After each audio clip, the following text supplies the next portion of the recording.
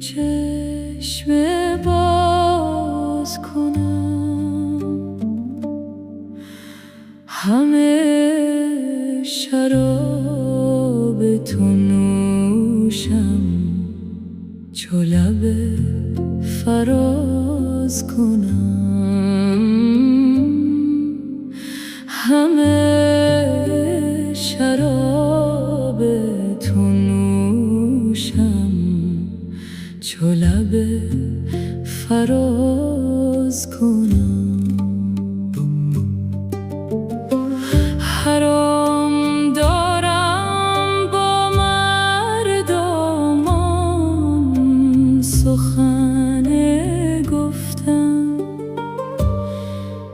و چو حدیث تو آید سخن دراز کنم، و چو حدیث تو آید سخن دراز کنم.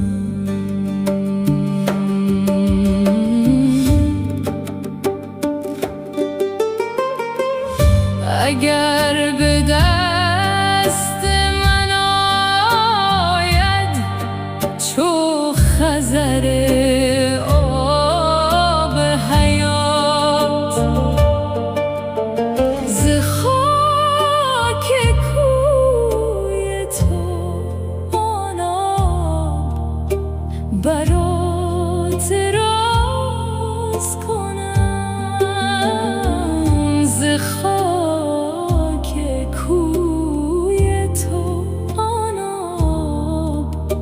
برات راز کنم،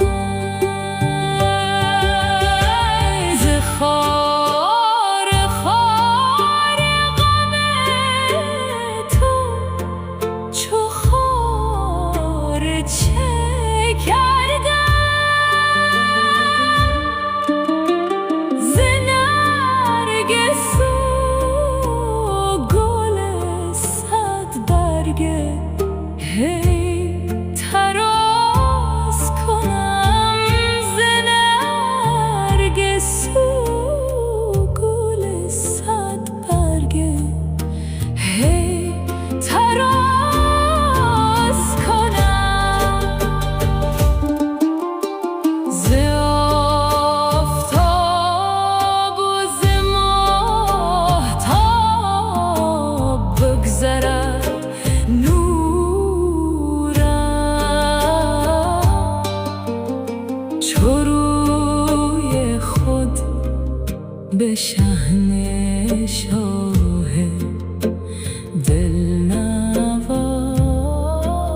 کنم، چو روی خود به شحنه شاه دل نواز کنم، همه سعادت